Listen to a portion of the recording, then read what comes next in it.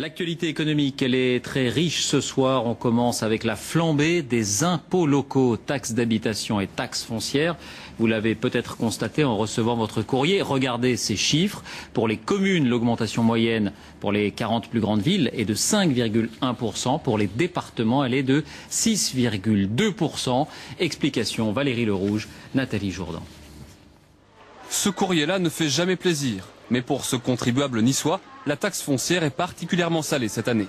2 374 € en 2008, 2 674 € en 2009, soit une hausse de 17%.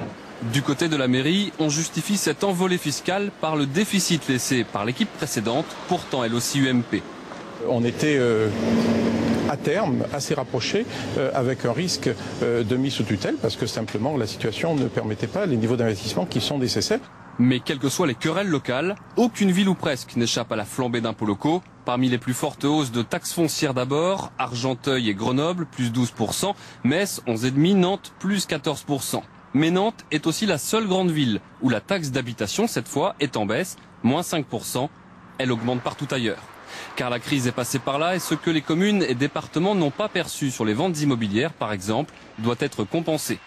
Autre raison, les élections municipales de 2008. La fin de mandat des municipales a sonné un petit coup de frein sur la fiscalité, tout simplement pour apparaître aux élections comme le plus modéré possible. Il faut rattraper. Deuxième facteur, l'après-élection. Il y a des projets, il faut les financer. À Paris, la taxe foncière grimpe de 28%, c'est le record. Jusque-là, les propriétaires n'en payaient que la part communale et rien au département, une exception aujourd'hui révolue. Le département de Paris était le seul en France à financer sa politique sociale sans rien demander aux propriétaires et en faisant peser la totalité de la dépense sur les locataires.